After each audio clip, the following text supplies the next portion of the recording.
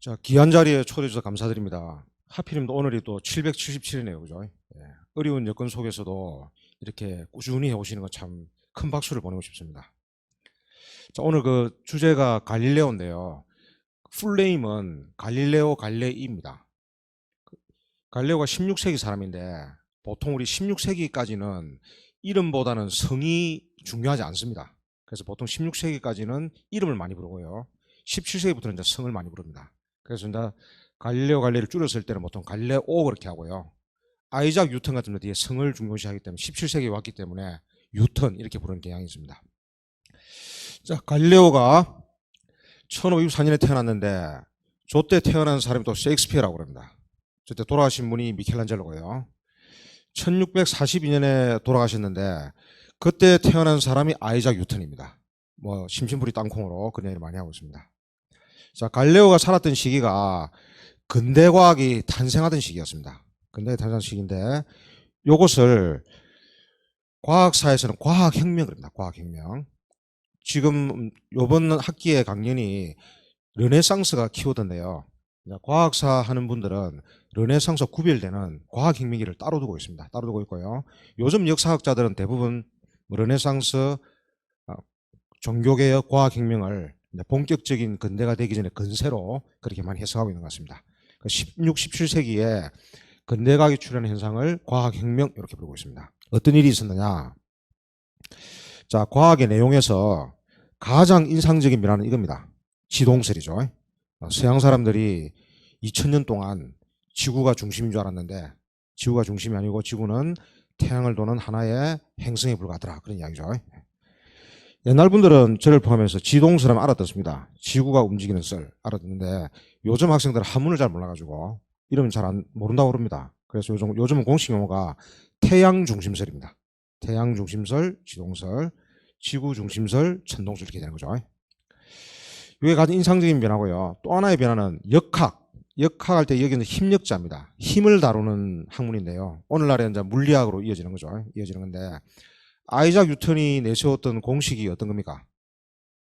F equal ma이지 않습니까? F equal ma. 그 F가 힘입니다. force. 그죠? 네. 그래서 뉴턴이 만든 역학을 우리가 고전역학이라고요. 고전이라고 이름 붙인 이유는 오늘날의 관점에서 보니까 고전이 되는 거죠. 클래시컬 미케닉스가 되고요. 요즘에 이제 역학은 양자역학이라고 보시면 되겠습니다. 어쨌든 태양 중심설, F equal ma 이런 것들이 생겨난 시기가 과학혁명이다 이렇게 보시면 될 것 같습니다. 자, 내용뿐만 아니고 방법에서도 상당한 변화가 있었습니다. 오늘날의 과학을 하는 대표적인 방법으로 많이 거론되는 게 실험과 수학입니다. 그래서 요즘에는 좋은 과학이라고 하면 대체로 실험적 근거를 가지고 그것이 수학으로 표현될 때, 엔드가 될 때 가장 아름다운 과학이라고 합니다. 하지만은 과학혁명 이전에는 실험을 하지 않았습니다. 실험이라고 하는 것은 인간이 인공적인 조건을 만들어 가지고 하는 겁니다. 근데 이전에는 인공적인 조건을 만들고 인간이 개입하는 것을 자연의 비밀을 해친다고 봤습니다. 그저 바라만 볼 뿐이죠. 관찰만 할 뿐이고. 근데 이 과학혁명에 들어와서 실험이 오히려 자연의 비밀을 캐는 중요한 열쇠다라는 인식이 생기고요. 그리고 옛날 분들은 과학에 관한 저서를 남기셔도 공식이나 숫자는 별로 없었습니다. 다 말로 풀었었죠. 썼는데 이 과학혁명기가 되면은 수식도 등장하고 공식도 등장하는 그런 시기가 됐습니다. 그런 의미에서 방법의 측면에서도 근대화되었다 볼 수가 있습니다. 그뿐만이 아니라 과학단체라는 거죠. 과학단체. 1660년에 영국의 왕립학회 로얄 소사이티가 생기고요. 1666년에 프랑스에서는 과학 아카데미가 생깁니다. 거기에 이제 왕립학회가 지금까지도 존재하는 가장 오래된 학회입니다. 원래 이제 과학을 하려고 만들어졌죠. 그런 과학단체도 생기고요. 또 하나의 중요한 것은 우리가 지금 근대과학이라는 말을 쓰고 있는데 이 과학이라는 걸 한문으로 쓰면 이렇게 됩니다. 과학. 이때 과학이라고 하는 것은 자연을 다룬다 이런 의미가 전혀 없습니다. 무슨 뜻이냐면요. 분과학문이라고 합니다. 분과학문. 이전에는 모든 학문이 필라소피였는데 이제 학문들이 분화되기 시작합니다. 분화되기 시작하는데 최초로 분화된 학문. 나름대로 독립했다는 거죠. 철학에서 독립해서 최초로 과학이라는 게 등장할 정도로 과학 위치가 커지기 시작했다는 겁니다. 그리고 더 나아가서는 18세기 계몽사주로 이어집니다만은 과학이야말로 모더니티의 핵심이다. 그런 얘기 나오게 되는 거죠. 그런 의미에서 16, 17세기 있었던 일은 과학의 내용뿐만 아니고 방법, 그리고 사회 속의 위치에서도 상당한 변화가 있었기 때문에 이제 과학사를 하시는 분들이 이 시기를 혁명이라는 이름을 붙인다고 그래 보시면 될 것 같습니다. 과학혁명의 시작을 알리는 책으로 많이 거론되는 것이 천구의 해전의 가랑입니다. 어느 분이 쓰신 책입니까? 지난 시간에 들으셨죠? 그죠? 코페르니쿠스, 그죠? 끝남을 상징하는 책이 뭐냐면은 뉴턴의 프린키피아입니다. 프린키피아. 그래서 사실은 과학혁명은 코페르니쿠스부터 뉴턴까지로 보시면 될 것 같습니다. 되는데 프린키피아는 라틴어로 프린스플이고요. 원래 풀네임은 자연 철학의 수학적 원리입니다. 프린키피아 마스마티카 필라조피 나추랄리스 이렇게 되는 거죠. 그러니까 이때만 해도 과학이라는 말은 사용이 잘 안 되고요. 자연 철학, 옛날에 흔적이 남아서 이렇게 되고 있습니다. 이게 무슨 말이냐면은 우리가 지금 근대의 그 이재성 교수님께서 말씀하신 것처럼 근대의 길목에 들어가 있는데 옛날 것도 많이 섞여 있는 거죠. 섞여 있는 거고 뭐 갑자기 세상이 달라지고 그런 건 아닌 것 같습니다. 과학혁명하면 생각나시는 분이 토마스 쿤이 생각나시는 분도 계실 텐데요. 토마스 쿤의 과학혁명의 구조는 중요한 게 뭐냐면요. 복수죠. 복수요. 이건 뭐냐면은 여러와 같은 천문학혁명, 뭐 역학혁명, 아인슈타인의 뭐 현대물리학혁명, 19세기 다윈의 진화론 혁명 그런 게 다 포괄하는 겁니다. 혁명들이 여러 개가 있는데 레볼루션 전대 그런 것들의 공통된 구조가 있다. 그 구조가 바로 패러다임 시프트라는 거죠. 그래서 쿤이 이야기하는 과학혁명의 용법과 과학사학자들이 이야기하는 과학혁명의 용법은 좀 차이가 있습니다. 오늘 다루는 거는 과학사학자들이 다루는 과학혁명, 그 중에서 갈릴레오 그렇게 될 것 같습니다. 자, 네 분만 그림을 가져왔습니다. 이분이 누구 같습니까? 과학혁명을 시작한 코페르니쿠스입니다. 그죠? 코가 좀 이상하게 생기셨죠? 코시입니다. 코시. 이분은 누구 같습니까? 아이작 뉴턴. 코페르니쿠스부터 뉴턴까지 그죠? 그 중간에 있는 인물이 오늘 다룰 갈릴레오, 뭐 다음 주에 하시는 케플러 이렇게 되겠습니다.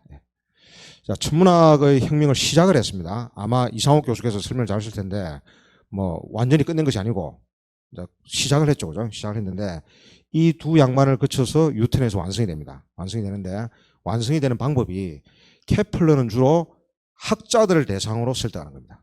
케플러 1법칙, 2법칙, 3법칙 이런 식으로요. 그에 비해서 갈레오는 망원경을 가지고 사람들을 설득하는 거죠. 대중들을 설득하는 겁니다. 그래서 그와 같은 두 가지 경로를 거쳐서 천문학의 혁명이 되고요.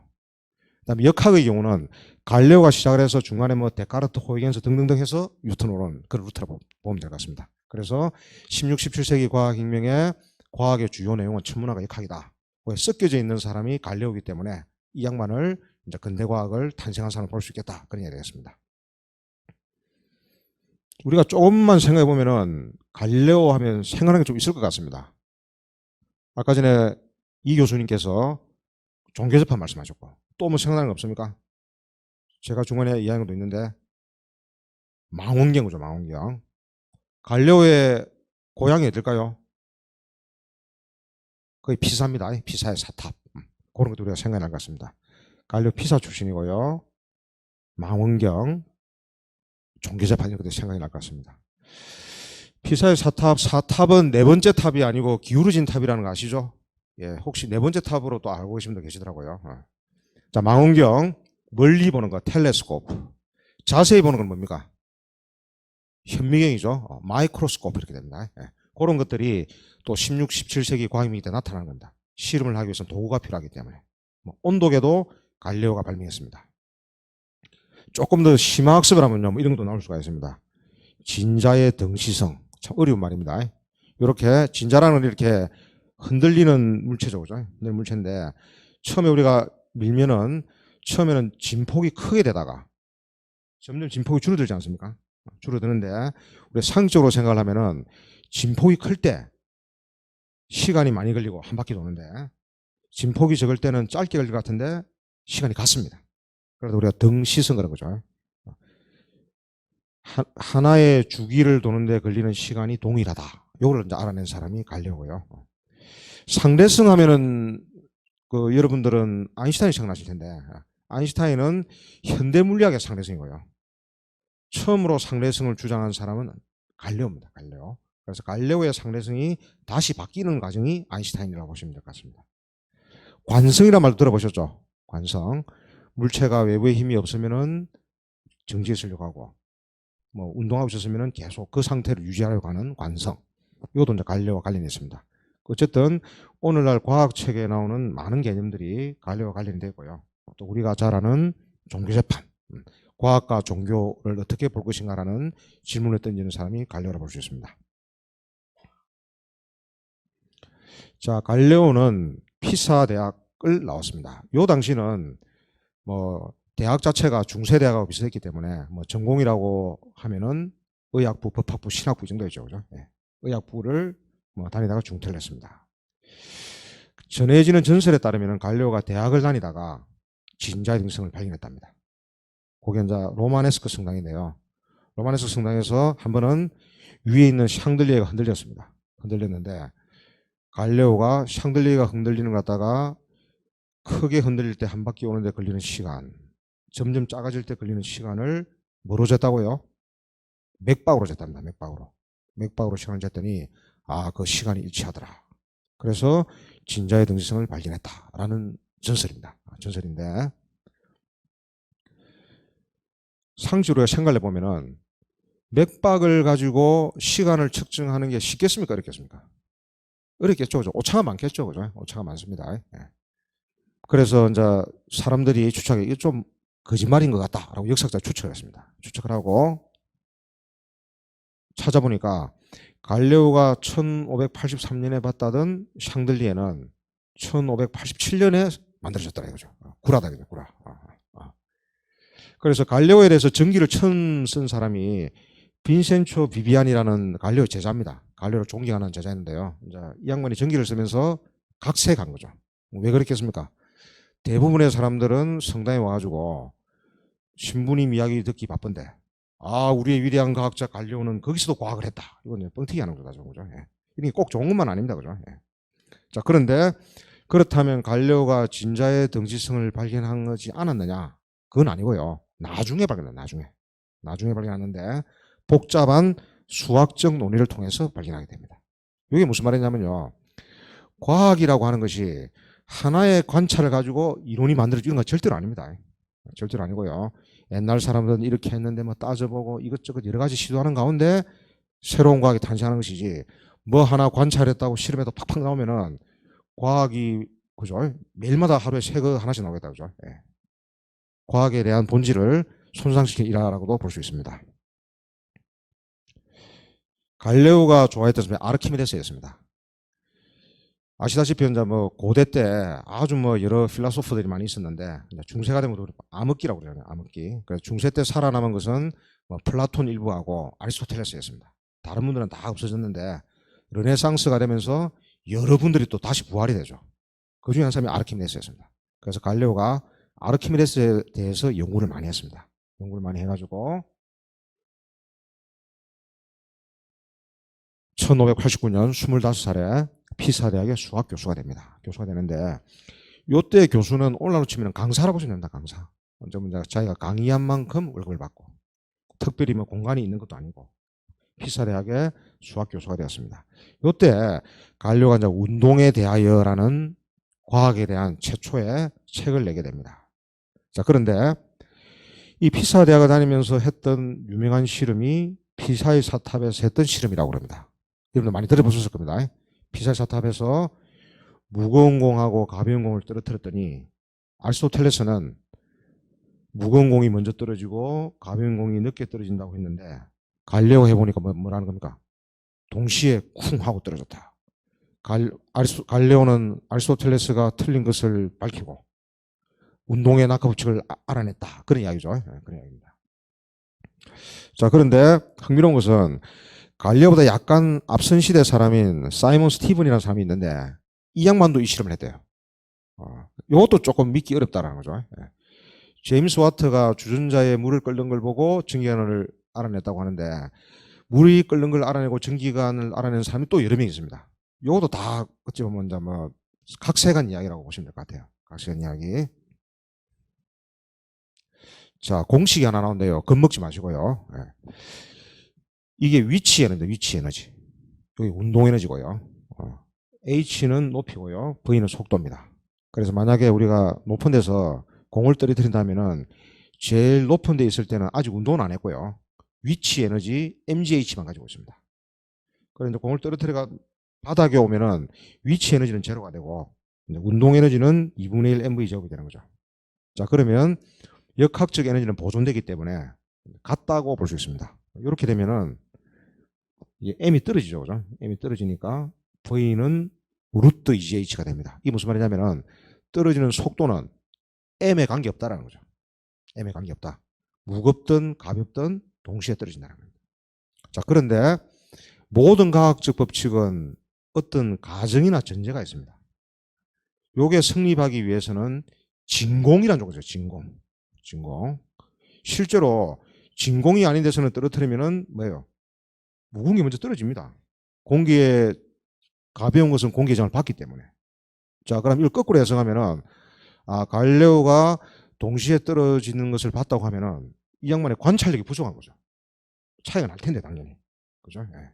그래서 이 역시도 갈레오가 낙하부츠를 알아내기는 알아내는데 그러한 경로를 알아낸 게 아니었다는 겁니다. 어떻게 알아내느냐? 아까 말씀드렸듯이 아리스토텔레스는 낙하하는 물체의 속도가 물체의 무게와 비례하고 매질의 저항에 반비례한다. 아주 상식적인 거죠. 그죠? 예.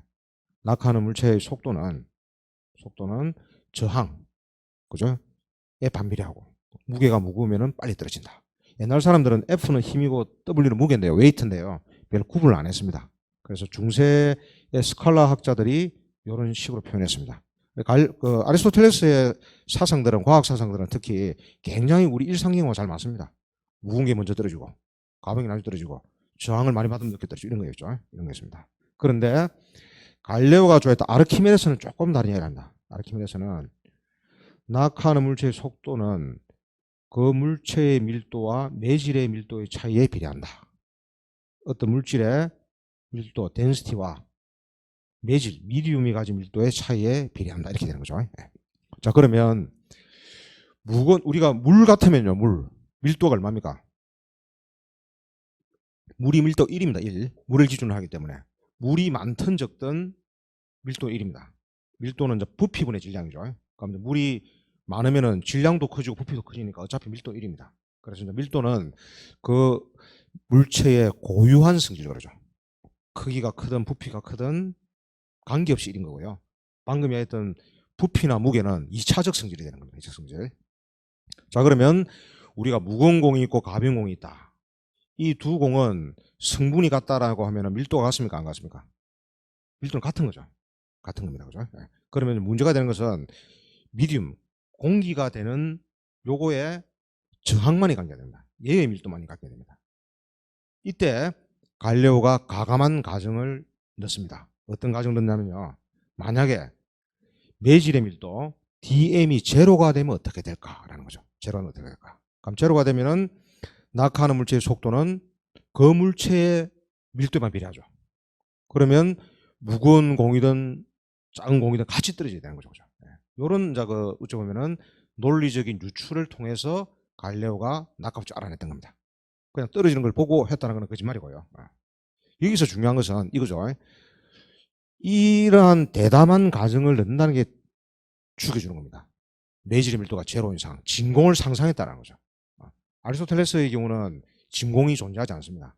자연은 진공을 혐오한다고 이야기했습니다. 그런데 갈레오는 좀 다른 사유를 하면서 만약에 진공이면 어떻게 될까라고 생각한 거죠. 이걸로 끝난 게 아니고 이렇게 해서 자기가 이제 가설을 세운 거예요. 가설을.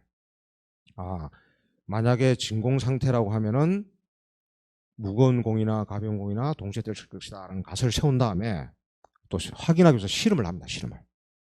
갈레오가 했던 실험을 갖다가 복원한 겁니다. 복원한 거. 여기 경사면에다가 실험하는 거죠. 자, 그럼 여기서 무거운 공을 탁 떨어뜨립니다. 가벼운 공을 떨어뜨립니다. 누가 먼저 굴러옵니까?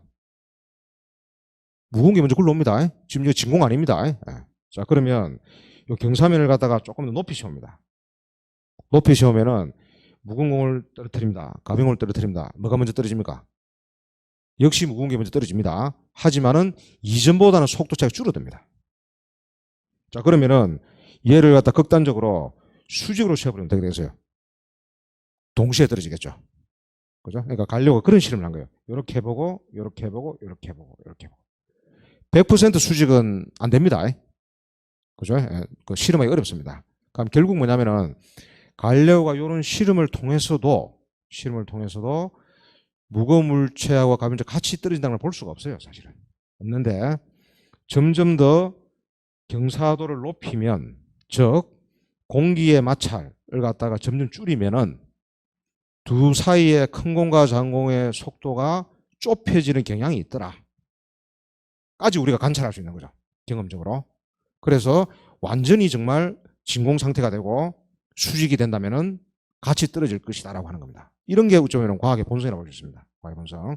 하나의 관찰을 통해서 일어나는 게 아니고 기존 거를 보다가 새로운 가정을 집어넣어보고 가설을 세우고 그거를 테스트해보는 거죠.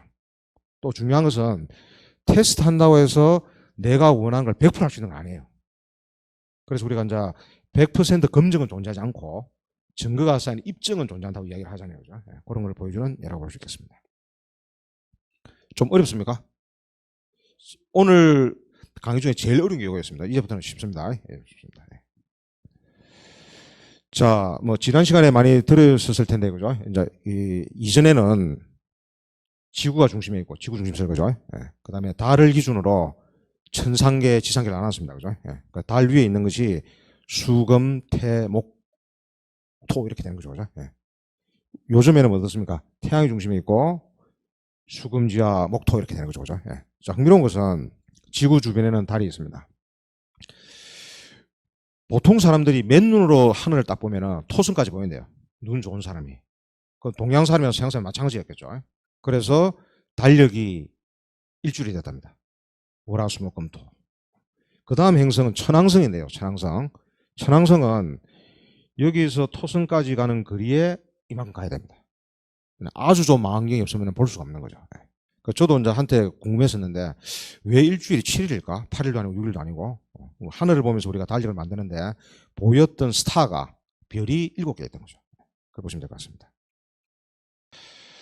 자, 이미 1543년에 코페르니쿠스가 뭐 방금 봤던 지구 중심설은 문제가 있고 태양 중심설을 하면 훨씬 더 많은 걸 설명할 수 있다. 특히 이제 중요한 것은 뭐 지난 시간에 설명을 드렸겠지만 역행운동, 그죠? 이렇게 갖다 거꾸로 가는 거. 이거 갖다가 태양 중심설로는 아주 쉽게 설명이 가능해집니다. 자, 갈레오도 이래서 관심을 가졌습니다. 그러니까 갈레오가 뭐 처음부터 나는 뭐 낙하 운동을 다루는 역학자 이런 게 아니고요. 이 시절에는 뭐 새로운 이슈가 나올 때 계속 대응을 하는 그런 현상들이 많이 나타납니다. 자, 갈레오가 이름을 좀 날리면서 파도바 대학으로 갔습니다. 피사 대학은 아주 조그만 대학이고요. 파도바는 좀 괜찮은 대학입니다. 괜찮은 대학이고 피사 대학은 거의 중세 대학을 닮아 있을 거예요. 그래서 갈레오가 뭐 이렇게 뭐 한마디 하면은 까불지 마라 뭐 이런 거였습니다. 이런 건데 파도바 대학은 이 당시 때 새로운 문화 사상들을 잘 받아들이는 대학 중 하나가 파도바 대학이었습니다. 파도바 대학이었고 코페르니쿠스도 여기서 공부했죠. 그죠? 파도바가 열린 대학이었습니다. 옮겼습니다. 옮겨가지고 갈레오가 1609년부터 하늘을 보기 시작합니다. 이거를 빨갛게 크게 썼는데요. 2009년에 세계 천문학의 해였습니다. 왜냐? 갈레오가 400년 전에 망원경으로 하늘을 봤다. 그리고 다음 시간에 케플러가 새로운 천문학, 신천문학 책을 발간했다. 그리고 1929년에는 어떤 일이냐면요. 1929년 우주가 팽창한다. 라는 주장은 허블입니다. 허블. 우주가 허블하게 팽창한다. 그리고 허블이 뭐 나온 지가 80년 되고요. 아폴로 11호가 간 지가 언제입니까? 1969죠. 그런 걸 끼워 맞춰가지고 세계 천문학에 해가지고 갈레오가 상당히 재조명되고 했습니다. 갈레오가 처음으로 망원경을 발명한 사람은 아닙니다. 망원경을 처음 발명한 사람은 이제 뭐 리페르세이라고 해가지고 이제 안경 제작자였는데 그 양반이 만든 망원경 뭐냐면요, 장난감이죠. 장난감. 우리가 야구장이나 축구장 가지고 선수들 보는 그 정도였죠. 그런데 갈레오는 뭐 배율도 높이고 뭐 성능이 좋았을 뿐만 아니고 그걸 가지고 뭘 했다는 겁니까? 하늘을 본 거죠. 하늘 본 거. 장난감이었던 망원경에 새로운 용도를 개척한 성자라고 보시면 될 것 같습니다. 망원경으로 장난치고 있는 사람들이 그걸 가지고 하늘을 볼 생각을 했어요. 하늘을 봤습니다. 하늘 보면서 관측한 것들이 몇 가지가 있습니다. 하나는 태양에 흑점이 있더라. 아리스토텔레스나 프톨레마이오스 옛날 뭡니까 지구 중심설로 갈 때는 뭐냐면은 달을 중심으로 위에는 천상계잖아요, 그죠? 천상계는 완벽한 세계죠. 지상계는 불완전한 세계고. 그리고 완벽한 세계에 있는 태양이 꽃모드라 이 말이죠. 점이 있더라 이겁니다.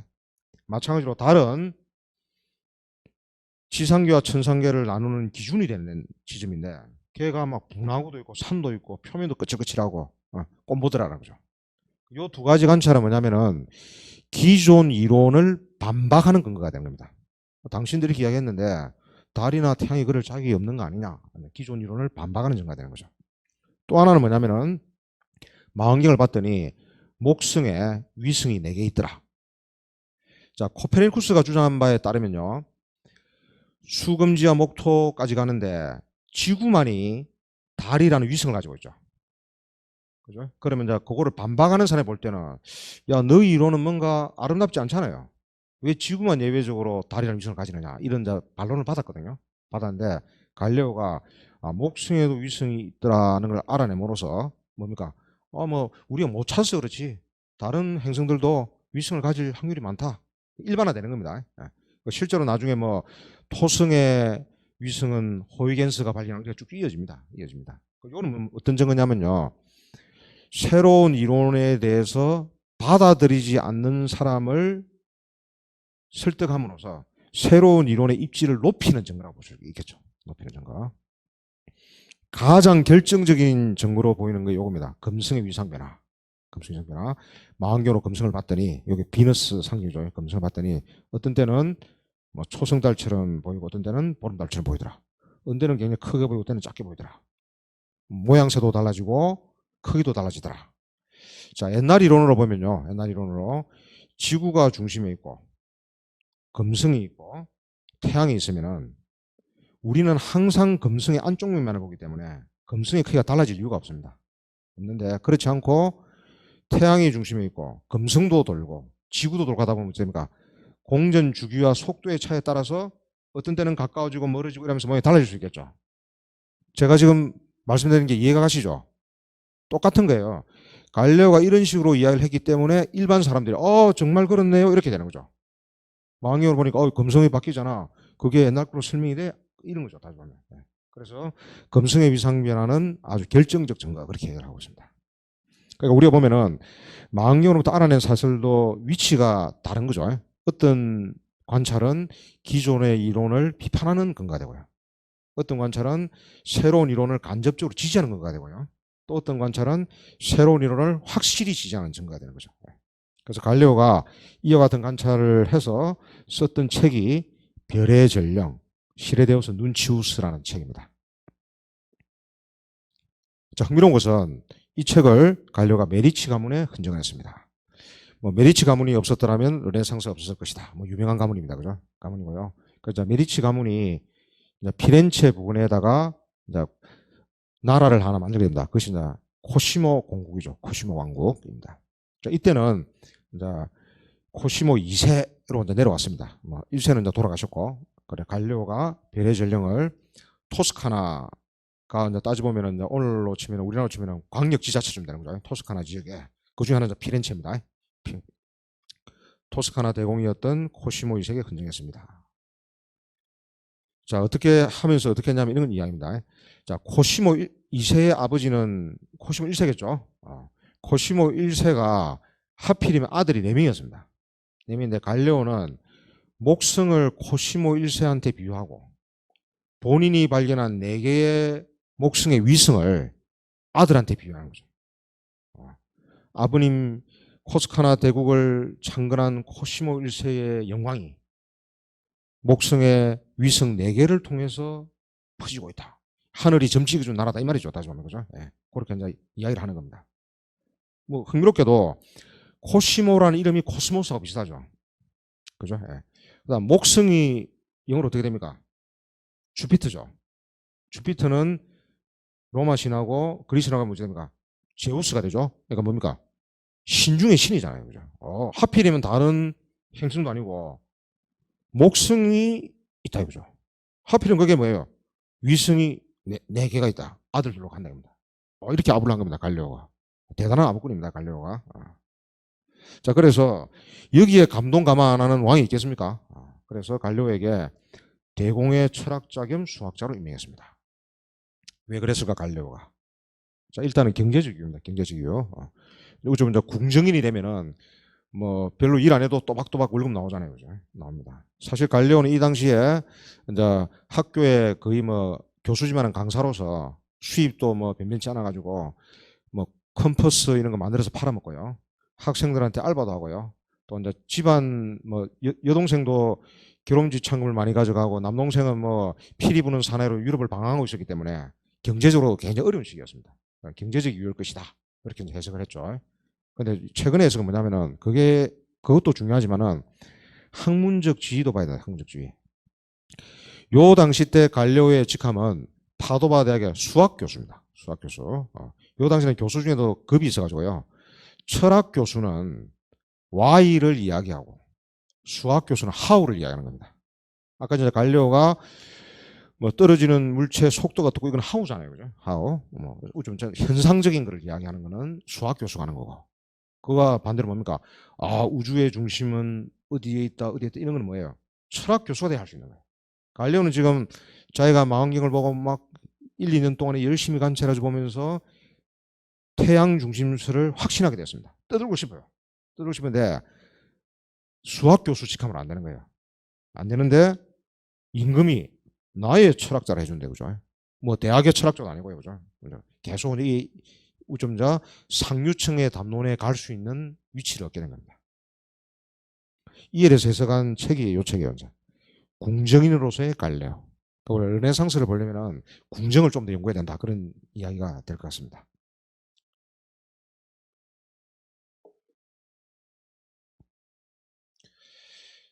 자, 갈레오가 이렇게 이제 지금 막 뭐 자기가 잘난 척하면서 막 떠들고 다니고 있습니다. 야, 얘들아, 정말 태양 중심이 맞다고. 뭐 그런 식이었죠.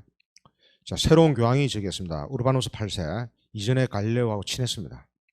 교황도 보시면요, 아주 완고한 교황이 있고 리버럴한 교황이 있습니다. 교황에 따라 차이가 많이 납니다. 많이 나는데 우르바누스 8세는 리버럴했습니다.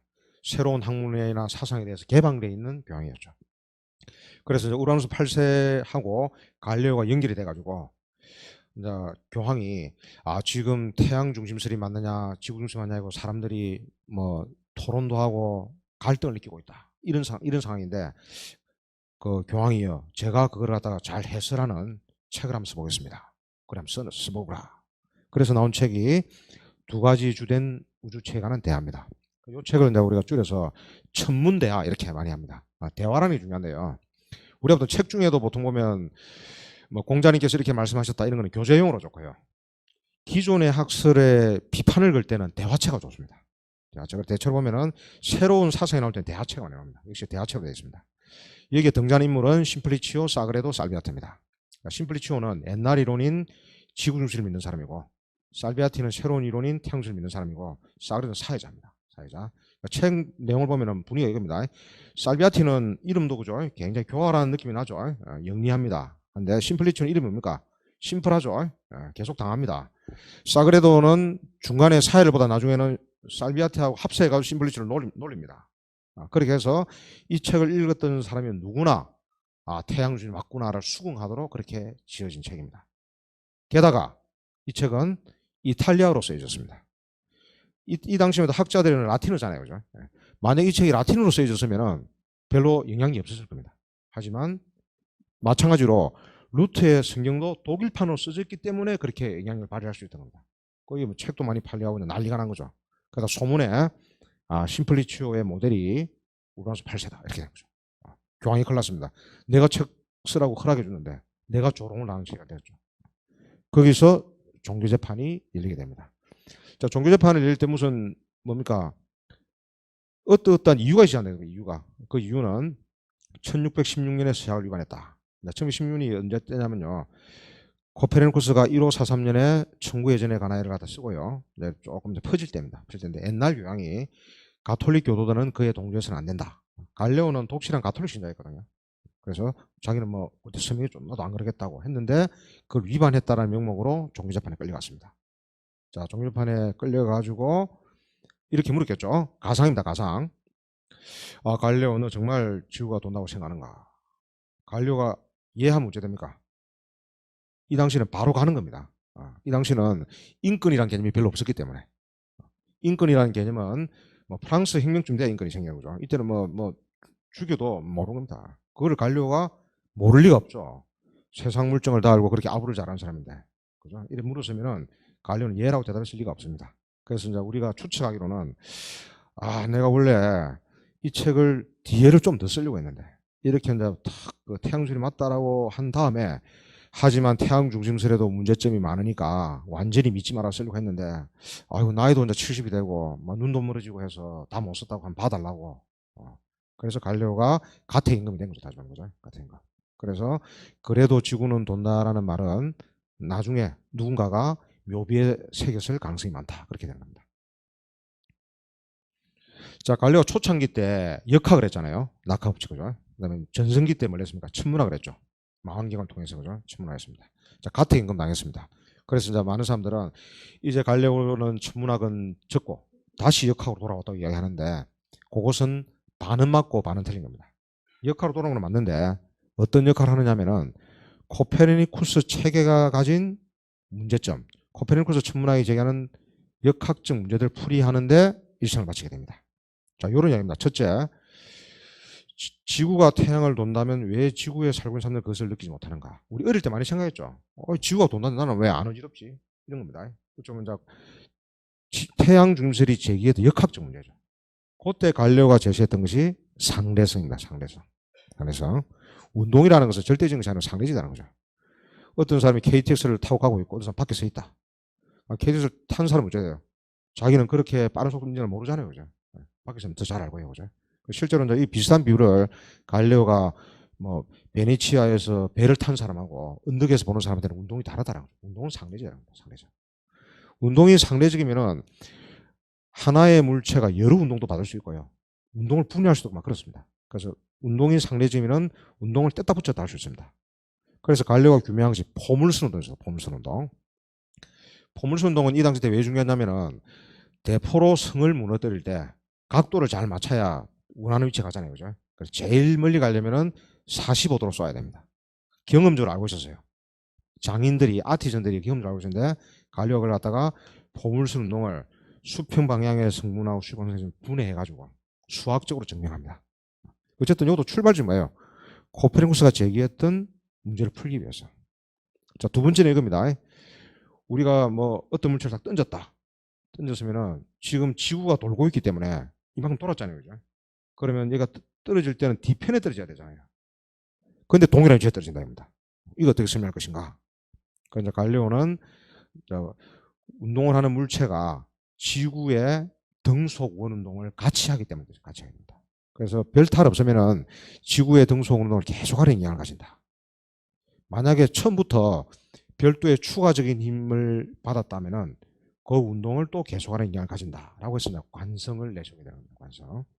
사실은 여기 초보적이라는 말을 썼는데 갈레오의 관성은 등속 원 운동의 관성이죠. 지구의 운동을 합류하는 관성이고요. 오늘날의 관성은 이제 직선 운동의 관성인데요. 그거를 주장한 사람 데카르트가 되겠습니다. 갈레오는 이렇게 또 가설을 세우고 이런 또 사고 실험이다. 사고 실험 생각으로 공을 굴린다. 그럼 얘가 이만큼 운동하니까 힘이 받으면 여기까지 딱 가겠죠. 그죠? 그래서 여기까지 갑니다. 이걸 점점 더 낮추면 어떻게 됩니까? 무한히 굴러가겠죠. 외부에 작용이 없는 한 원래 운동 상태를 계속한다. 이거 다 주장한 게 되겠습니다. 갈레오의 이제 두 번째로 유명한 책이 이 책입니다. 아까 전에 천문대학가 있었고요. 천문대학. 두 번째는 새로운 두각에 대한 논의와 수학적 논자. 새로운 두각. 갈레오는 내가 하는 과학이 새롭다라는 생각을 가지고 있었습니다. 주로 이제 새로운 두각이라는 크게 보면은 천문학과 역학이 되겠죠. 그죠? 이 책에서 재밌는 것은 베네치아 변기창이랍니다. 변기창. 베네치아 변기창에 걸 가고 그 사람들을 만나다 보면은 공부할 거리가 생긴다는 거죠. 자, 이전에는 뭐냐면은 과학을 하는 사람, 크게 보면 철학이죠. 그죠? 학문을 하는 사람하고 아트를 하는 사람은 완전히 달랐죠. 그죠? 필라소프 아트는 완전 별개였습니다. 별개였는데 요 시기쯤 되면은 필라소프와 아트가 만나기 시작하는데 우리 연자 이공계 부조라면 과학과 기술을 만나기 시작하는 거죠. 그게 처음 만난 시기가 요 시기예요. 이전에는 뭐 과학하는 사람은 상류 집단이고 기술하는 사람들은 완전히 뭐 천민이었죠. 따지면 만나기 시작하는데 그거를 상징하는 인물이 또 갈리오입니다. 이렇게 교류하면서 그래서 이 양반들이 포탄을 쏠 때 몇 도로 쏘는 게 좋은가 이것도 여기서 좀 과학적 내가 풀어야 될 숙제를 받은 거다. 따지면 그런 의미에서 갈리오는 학자적 전통과 장기적 전통의 만남을 상징하는 인물이라고 볼 수 있습니다. 자, 갈리오요. 막판에 안개기는 바람에 가톨릭식으로 잘 묻어져 있습니다. 묻어져 있고요. 갈리오는 이탈리아 사람이죠, 그죠? 이탈리아 사람이고, 뭐 영국, 미국, 뭐 유럽에서 잘 나가는 나라들은 뭐 이탈리아보다는 뭐 영국, 프랑스 돈 있는 데 많은데요. 그 양반들이 싸울 때 항상 갈리오를 이용합니다. 프로젝트 같으면 갈리오 프로젝트 이런 식으로, 그죠? 자기 나라 사람 하기 어려우니까 그런 경향이 있습니다. 자, 몇 가지 생각해 볼 문제를 말씀드리면은, 하나의 실험은 어떤 과학 이론이 탄생하는 건 정말 오해입니다. 이건 과학을 얕잡아 보는 겁니다. 그런 거 없습니다. 기존 논에 대해서 잘 알고 있어야 됩니다. 어떤 과학자도 혼자 이런 모든 걸 해결할 수 있다. 없습니다. 코페르니쿠스는 문제를 남겼습니다. 갈리오는 했죠. 아까 했듯이 근데 갈리오는 또 뭡니까? 관성이라는 것이 등속은 운동이었죠. 그건 또 데카르트 해결해 줍니다. 이렇게 쭉쭉 이어지는 겁니다. 꼬리에 물고. 과학은 매우 인간적인 활동이다. 오늘 확실히 느끼셨죠? 과학은 과학자가 하는 아주 인간적인 활동입니다. 그 속에는 도전도 있고 뭐 질투도 있고 여러 가지가 있는 겁니다. 그 다음에 마지막으로 과학 활동에는 사회적 지지적 후원이 필요합니다. 오늘날은 우리가 이제 과학 활동할 때 뭐 정부에서 뭐 프로젝트 받고 이러잖아요, 그죠? 하는데 또 16, 17세기만 해도 과학을 하는 케이스는 세 가지가 있습니다. 하나는 원래 부자인 사람, 귀족 집안. 로버트 보일 같은 사람이 그랬습니다. 로버트 보일은 조수를 줄 정도로 부자였고요. 두 번째는 다른 직업으로 돈을 벌고 과학은 취미로 하는 경우. 대부분 의사나 뭐 법관 들리는 사람들. 프란시스 베이컨은 법관 오래 했죠, 그죠? 윌리엄 하비 혈액순환술을 해서 의사였습니다. 이런 식이었습니다. 이것도 아니고 저것도 아닌 사람한테는 후원이 필요합니다. 패트로니지. 그 후원의 대표적인 예가 갈리오가 되겠습니다. 갈리오. 이런 식으로 요 당시 때는 과학 자체로는 지급이 안 됐고요. 돈 많거나 다른 직업이 있거나 후원이 필요했습니다. 과학 자체가 지급이 되는 것은 19세기의 일이라고 보시면 될 것 같습니다. 참고문은 간단히 말씀드릴게요. 드레이크라는 사람은 평생 동안 갈리오만 연구했습니다. 이게 이제 우리가 참 부러운 입장입니다. 아까 말씀드린 새로운 해석 비아제올리가 했고요. 의외로 갈리오 책들이 우리나라에 다 번역이 되어 있습니다. 번역이 되어 있고 뭐 추천한다면은 우리들은 갈리오라고 해가지고 일본의 그 고등학교 교사가 학생들이 어떻게 갈리오를 가르칠까를 갖다 한 책이고요. 그 다음에 제가 쓴 책이 이제 한글로 보는 인물과학사라고 있는데 여기 이제 갈리오 편을 가지고 오늘 강의를 준비했고요. 오늘 그 배포해드린 그 책자도 여기 있는 걸 가져왔습니다. 자, 영어로 땡큐, 중국어 쉐쉐. 감사합니다.